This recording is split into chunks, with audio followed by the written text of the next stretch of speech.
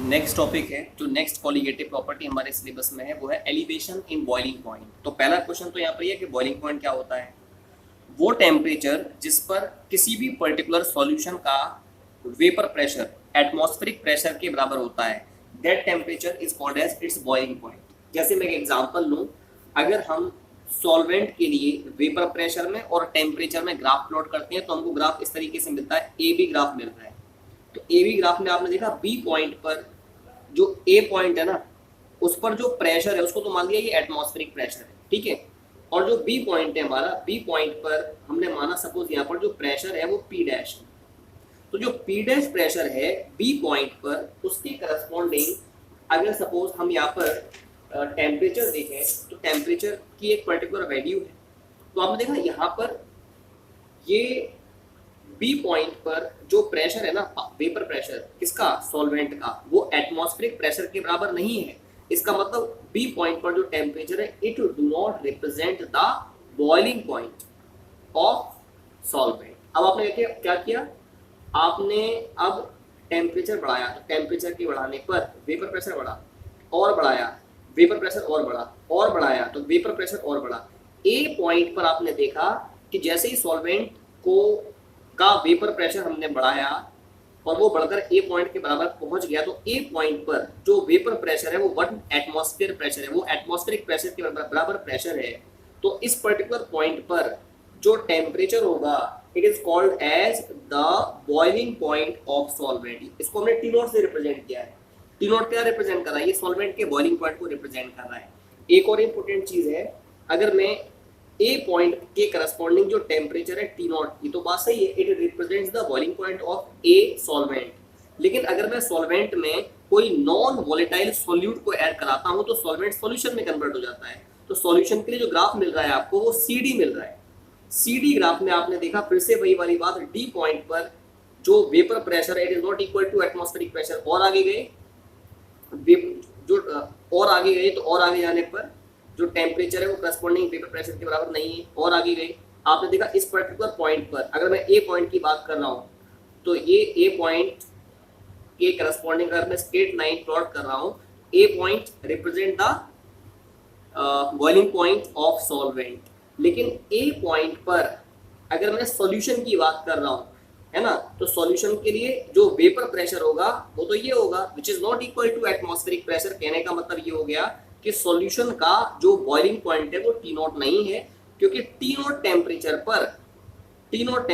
पर जो सॉल्यूशन वाला जो ग्राफ है वो इस पर्टिकुलर लाइन को इस पॉइंट पर इंटरसेक्ट कर रहा है। तो इसके करस्पॉन्डिंग जो प्रेशर है it is not equal to atmospheric pressure. तो आपने क्या किया, आपने टेम्परेचर और बढ़ाया और बढ़ाया और बढ़ाया, लेकिन जैसे टेम्परेचर बढ़ करके, है ना, T1 के बराबर हो गया, सी पॉइंट के करस्पॉन्डिंग जो टेम्परेचर है उसको हम लोग यहाँ पर T1 मान रहे हैं, T1। तो T1 represent the boiling point of solution, क्योंकि इस टेम्परेचर पर जो एटमॉस्फेरिक जो वेपर प्रेशर है सॉल्यूशन का वो एटमॉस्फेरिक प्रेशर के बराबर है। तो आपने देखा जब हम किसी नॉन वोलेटाइल सॉल्यूट को वोलेटाइल सॉल्वेंट में ऐड करवा देते हैं तो वेपर प्रेशर आपका बढ़ जाता है। इसी को बोलते हैं हम एलिवेशन इन बॉइलिंग पॉइंट। तो जो डेल्टा टी भी होता है जिस called as elevation in boiling point, ये बराबर होता है T1 minus T not. T1 का मतलब the temperature that is called as the boiling point of solution, और जो टी नॉट है वो क्या रिप्रेजेंट करता है, वो सॉल्वेंट के वेपर प्रेशर को रिप्रेजेंट करता है। तो ये तो क्या है, टी नॉट क्या है, it is the boiling point of solvent. ये सॉल्वेंट के बॉइलिंग पॉइंट को रिप्रेजेंट करता है। T1 क्या रिप्रेजेंट करता है, it represent the boiling point of solution. तो आपने देखा जब भी आपने नॉन वोलेटाइल सॉल्यूट को ऐड करवाया किसमें, एक पर्टिकुलर सॉल्वेंट में, तो बॉइलिंग पॉइंट सॉल्यूशन का बढ़ गया। इसी को बोलते हैं elevation in boiling point which is represented by delta TB. इसको डेल्टा टीबी से रिप्रेजेंट करते हैं। यहाँ पर जो डेल्टा टीबी है ये क्या है, it is your elevation in boiling point. तो कहने का मतलब एलिवेशन इन बॉइलिंग पॉइंट बराबर हो जाएगा T1 माइनस टी नॉट के, ठीक है। तो ये मैंने आपको इसके बारे में थोड़ा सा डिस्कस किया। अच्छा, एक और इंपॉर्टेंट चीज है इसमें, जो ये जो आपका बॉइलिंग पॉइंट में जो एलिवेशन होता है डेल्टा टीबी, ये डायरेक्टली प्रोपोर्शनल होता है डेल्टा पी के। Delta P represents the lowering in vapour pressure. तो डेल्टा टीबी जो होता है वो डेल्टा पी के डायरेक्टली प्रोपोर्शनल होता है। ऐसे ही जो डेल्टा पी होता है ना, डेल्टा पी का मतलब लोअरिंग इन वेपर प्रेशर, वो डायरेक्टली प्रोपोर्शनल होता है मोल फ्रैक्शन ऑफ सॉल्यूट के। इसको मैंने इक्वेशन नंबर 1 मान लिया, 2 मान लिया। तो आपने देखा डेल्टा टी भी प्रोपोर्शनल है डेल्टा पी के, और डेल्टा पी प्रोपोर्शनल है काई बी के। तो कहने का मतलब ये तो दोनों में कॉमन है, तो डेल्टा टी भी जो होगा वो काई बी के डायरेक्टली प्रोपोर्शनल होगा। तो वही मैं लिख रहा हूं कि जो डेल्टा टी बी होगा it is found to be directly proportional to chi B. ठीक है, अब क्या करिएगा, यहाँ से प्रोपोर्शनैलिटी साइन जब हम हटा देंगे तो एक कांस्टेंट आ जाएगा, और उस कांस्टेंट को हम कहते हैं के। क्या कहते हैं? के। तो डेल्टा टी भी हो जाएगा K into chi B. Clear है बात? क्लियर। काई बी क्या रिप्रेजेंट करता है? Chi B represent the number of moles, sorry mole fraction of solute. ये बी कंपोनेंट के मोल फ्रैक्शन को रिप्रेजेंट करता है। तो आप इसको ऐसे लिख सकते हो कि delta T B is equal to K into chi B की जगह पर N B upon N A plus N B. ठीक है, अब एक और इंपॉर्टेंट चीज है, delta T B is equal to K into N B क्या है? W B upon M B. N A क्या है? W A upon M A plus N B क्या है? W B upon M B.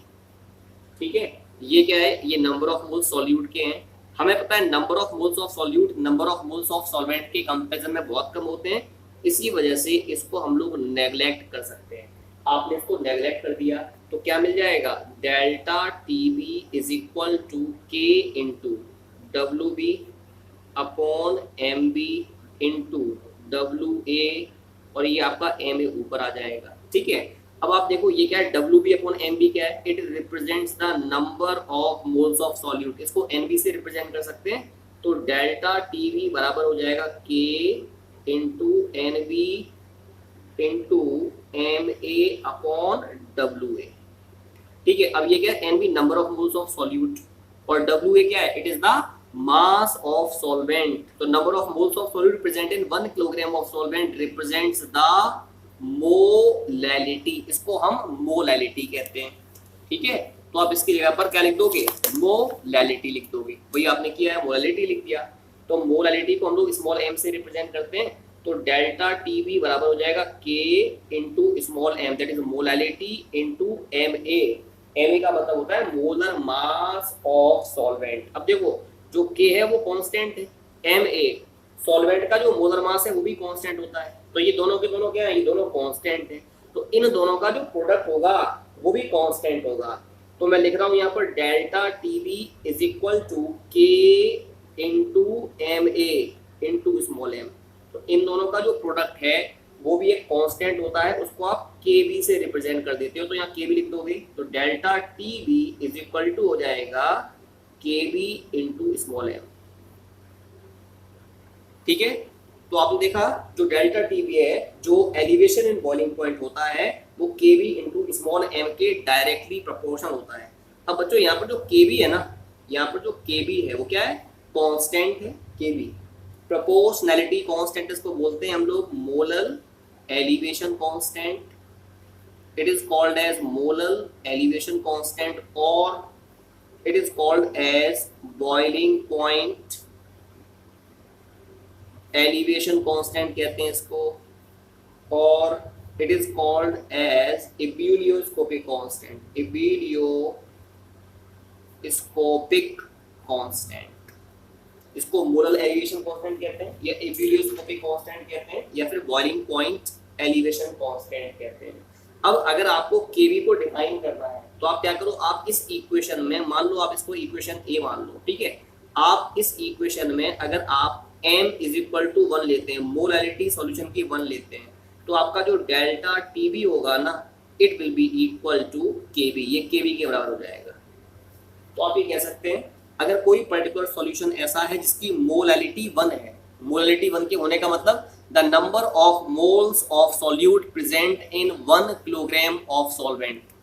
अगर कोई सॉल्यूशन ऐसा है जिसकी मोलैलिटी 1 है, मोलैलिटी 1 का मतलब मोलैलिटी होती क्या है? Molality represent the number of moles of solute in 1 kilogram of solvent. तो अगर 1 किलोग्राम सॉल्वेंट में पाए जाने वाले नंबर ऑफ मोल सॉल्यूट के 1 है तो उस कंडीशन में जो डेल्टा टीबी होगा वो केबी के बराबर हो जाएगा।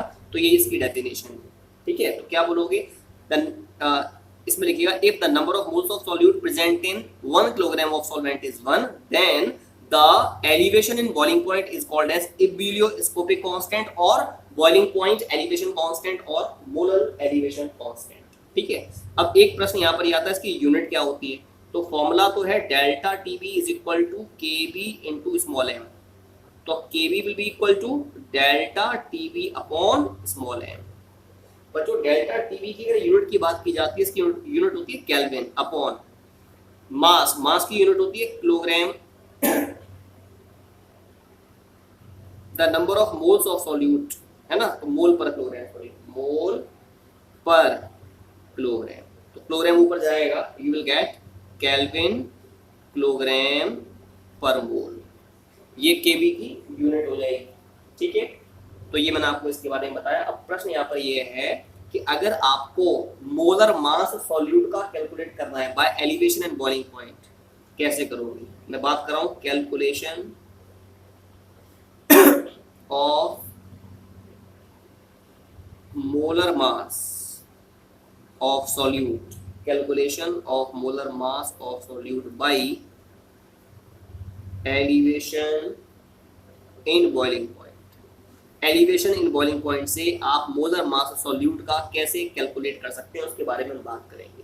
तो फॉर्मूला है delta TB is equal to K B into small M, यानी K B into small M को लिख सकते हैं मोलैलिटी का formula W B into 1000 upon M B into W A. तो ये डेल्टा टीबी के बराबर है, ठीक है, ये डेल्टा टीबी के बराबर है। तो आप इसमें लिख सकते हो हमें चाहिए क्या, एम बी। तो एम बी क्या हो जाएगा, M B will be equal to K B into W B into 1000 upon delta TB into W ए।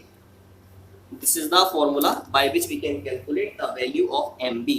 इस फॉर्मूले से हम लोग एम बी को कैलकुलेट कर सकते हैं। तो ये मैंने आपको इसके बारे में बताया, how we can calculate M B. आप एम बी को कैसे कैलकुलेट करोगे, मोलर मास ऑफ सॉल्यूट को कैसे कैलकुलेट करोगे, if the elevation in boiling point is given. अगर एलिवेशन इन बॉइलिंग पॉइंट दे रखा है तो कैसे कैलकुलेट करेंगे बताया मैंने, ठीक है। अब एलिवेशन इन बॉइलिंग पॉइंट के ऊपर बेस्ड कुछ न्यूमेरिकल्स हैं, उन न्यूमेरिकल्स की बात करते हैं, ठीक है। देखिए क्या कौन से न्यूमेरिकल्स हैं वो, उसके बारे में बात करता हूँ। एक एग्जाम्पल है एनसीईआरटी का एग्जाम्पल है 2.7। आपसे इस क्वेश्चन में कहा 18 ग्राम ऑफ ग्लूकोज, ग्लूकोज क्या है, सॉल्यूट है, तो इसका मतलब 18 ग्राम ऑफ ग्लूकोज का मतलब मास of solute is given. Glucose का फॉर्मूला गिवन है, इट इज C6H12O6। आपसे कहा 18 gram of glucose is dissolved in 1 kilogram of water. इसको आपने वाटर में, सॉल्वेंट वाटर उसमें डिसॉल्व किया है और ये 1 किलोग्राम है। किलोग्राम को ग्राम में कन्वर्ट करने के लिए 1000 से मल्टीप्लाई कर दिया, ठीक है। और वाटर है तो वाटर का जो मोलर मास होता है एम बी, वो कितना होता है 18 ग्राम पर मोल होता है। ऐसे अगर आप ग्लूकोज का मोलर मास अगर निकालोगे, एम बी वैसे 180 होता है ग्राम पर मोल, अगर आप निकालोगे तो निकाल लीजिएगा 12 into 6 plus 1 into 12 plus 16 into 6, you will get 180 only, ठीक है। तो आपसे कहा 18 gram of glucose is dissolved in 1 kilogram of water in a saucepan. At what temperature will water boil. आपसे कहा टेम्परेचर, किस टेम्परेचर पर वाटर जो है ना वो बॉइल करेगा if we are dissolving 18 gram of glucose in it. इसका मतलब निकालना क्या है, आपको निकालना है the boiling point of solution, जिसको हम T1 से रिप्रेजेंट करते हैं। अब यहाँ पर जो सॉल्वेंट है वाटर, उसका बॉइलिंग पॉइंट क्या होगा, उसका बॉइलिंग पॉइंट होता है 373 केल्विन। हम लोग जानते हैं 100 डिग्री सेल्सियस होता है। 100 डिग्री सेल्सियस को if you want to convert into Kelvin you will take it as 373। More और एक्यूरेट लोगे तो 373.15 केल्विन ले लीजिएगा, है ना। आपको T1 यहाँ पर निकालना है। तो फॉर्मूला हम लोग जानते हैं delta TB is equal to क्या बताया था मैंने, के बी इंटू स्मॉल एम। तो K B into small M means W B into 1000 upon M B into W A. एक और चीज है, वाटर के लिए यहाँ पर के बी की वैल्यू में दी हुई है क्वेश्चन में, ये दिया है 0.52 केल्विन किलोग्राम पर mole. This value is given in the question. अब आप क्या करो, वैल्यू लगाओ, के बी कितना है Kb इज 0.52 इंटू Wb कितना है 18 मल्टीप्लाई बाई 1000 अपॉन Mb कितना है 180 इंटू Wa कितना है 1000। इससे ये कैंसिल हो गया, 18 से ये कैंसिल हो गया, कितने टाइम्स 10 टाइम्स डिवाइड करोगे यू आर गेटिंग 0.052। तो ये तो आ गया डेल्टा टीबी। हमें पता है डेल्टा टीबी जो होता है it is equal to T1 minus T0 होता है ना। अब डेल्टा टीबी कितना है, it is 0.052 is equal to T1 निकालना है माइनस T0 कितना है, इट इज 373.15। इसको इधर ले जाओ तो T1 बराबर 373.15, ये उधर जाएगा तो ये प्लस का हो गया प्लस 0.052, दोनों को ऐड कर दो तो यहाँ आ जाएगा आपका 2, ठीक है ना, 373.202 kelvin. This will be the answer of the question. ये उस क्वेश्चन का आंसर। अब इसमें एक और क्वेश्चन है, उस क्वेश्चन को और हम लोग करते हैं सॉल्व। एनसीईआरटी का ही क्वेश्चन है ये, एग्जांपल नंबर 2.8। एग्जांपल नंबर 2.8, ये 2.7 था, ये आपका 2.8 हो जाएगा।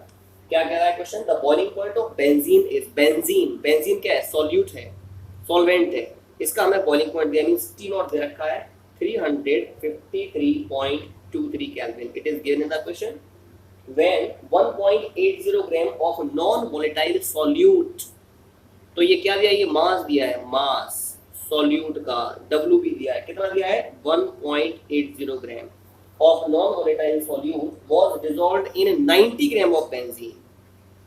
So it means mass of benzene is given, कितना दिया है 90 ग्राम, ठीक है। फिर आपसे कहा था boiling point is raise to, जो बॉइलिंग पॉइंट आपका बढ़ गया, कितना बढ़ गया, T0 तो ये था, T1 कितना हो गया 354.11 केल्विन। कितना बॉइलिंग पॉइंट आपका हो गया। Calculate the molar mass of solute, आपको सॉल्यूट का मोलर मास निकालना है, मतलब Mb आपको कैलकुलेट करना है सॉल्यूट का।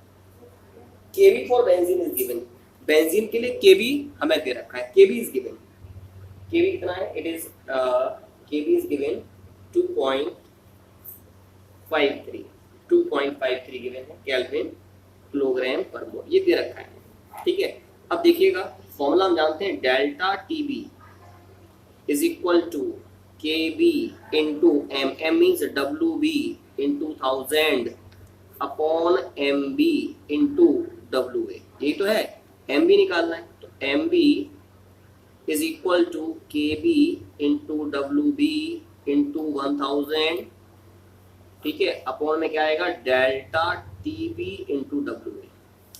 क्वेश्चन यहाँ पर डेल्टा टीबी क्या है, delta TB is T1 minus T0, T1 is 354.11 minus 353.23, ठीक है।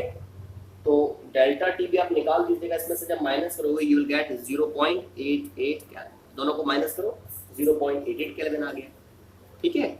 अब सारी वैल्यू लगा दो यहाँ पर, Kb कितना है, Kb is 2.53 multiply by WB is given 1.80 लगाओ इनटू 1000 अपॉन डेल्टा टीबी, ये वैल्यू है 0.88 मल्टीप्लाई बाय WA, ये गिवन है 90। इसको पूरे को सॉल्व कर लो आप, तो सॉल्व करने के बाद यू विल गेट 58 ग्राम पर मोल। तो ये आपका मोलर मास सॉल्यूट का आ गया 58 ग्राम पर